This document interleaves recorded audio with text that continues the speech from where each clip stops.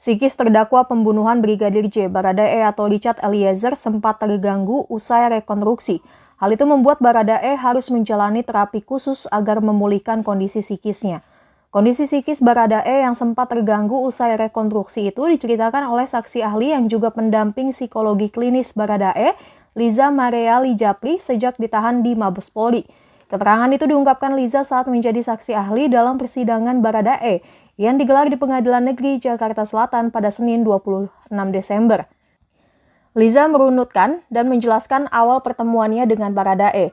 Saat itu ia diminta oleh tim kuasa hukum Baradae untuk mendampingi mantan ajudan Ferdy Sambo tersebut. Di awal pertemuan atau beberapa minggu setelah ditangkap, kondisi psikis Baradae masih sangat cemas. Pria berusia 22 tahun itu kerap memainkan tangan, enggan kontak mata hingga bersuara sangat pelan. Namun meski begitu, saat itu Baradae masih mampu mengelaborasi pertanyaan dan menceritakan kronologi dengan runut. Setelah mendapatkan pendampingan dari LPSK, kepercayaan diri Baradae mulai membaik.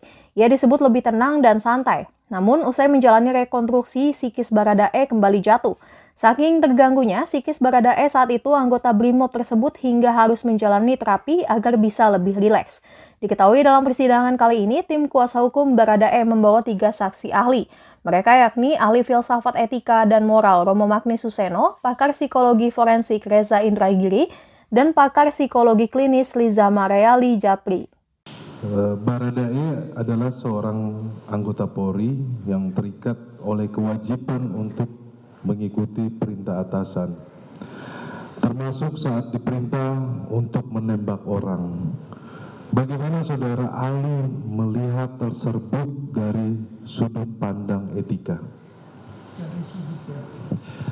Dari sudut pandang etika, di situ kita bicarakan dengan sebuah dilema moral. Di satu pihak, harusnya dia tahu bahwa yang diperintahkan itu tidak boleh diperintahkan. Tentu di situ juga bisa dipertanyakan apakah misalnya dalam budaya yang sangat mementingkan perintah,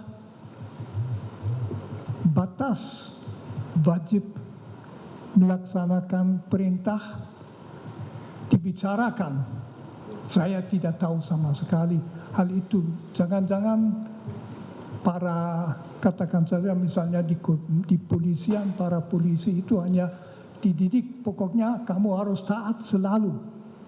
Nah, secara etis dalam dilema itu bisa saja kejelasan penilaian yang bersangkutan itu yang jelas merasa amat susah karena berhadapan di satu pihak menembak sampai mati bukan hal kecil, setiap orang tahu, dia tahu juga.